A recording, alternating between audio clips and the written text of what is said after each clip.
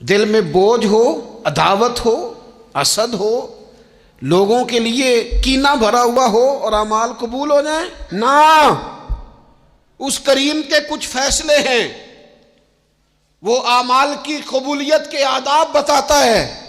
وہ کہتے ہیں میری مرضی سے کرو گے تو میں قبول کروں گا۔ حدیث پاک آپ کو صحیح مسلم میں ملے گی۔ نبی پاک صلی اللہ تعالی علیہ وسلم فرماتے سوموار اور جمعرات والے دن لوگوں کے اعمال اللہ کی بارگاہ میں پیش کیے جاتے ہیں۔ دو مسلمانوں کے، دو بھائیوں کے اعمال رب کی بارگاہ میں پیش کیے جاتے ہیں۔ اعمال ہیں، نیک اعمال ہے، نیکی ہے، نماز ہے، روزہ ہے، حج ہے، زکوٰۃ ہے، صدقات ہے۔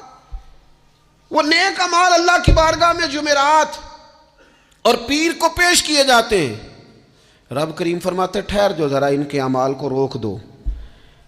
یا اللہ کیوں؟ فرمائے اس لیے کہ ان کے آپس میں نا دلوں میں نفرت ہے، گھٹن ہے، عداوت ہے، ان کو ذرا مہلت دو، یہ پہلے صلح کر لیں پھر ان کے اعمال بھی قبول کر لیں گے۔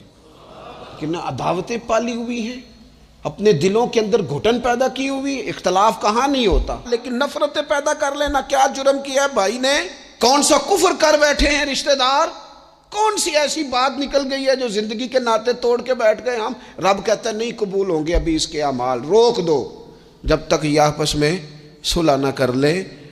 مسجد میں بھی پابندی سے آؤ، فجر کی جماعت بھی نہیں چھوٹنی چاہیے، جمعے والے دن بھی وقت پہ آؤ، لیکن اگر قبولیت کرانی ہے تو 20 منٹ نکال کے نا اس رشتہ دار کے گھر بھی چلے جاؤ جس سے ناراضگی چل رہی ہے، تھوڑا سا نا ادھر بھی ایک چکر لگاؤ، اس لیے کہ وہ کہتا ہے قبول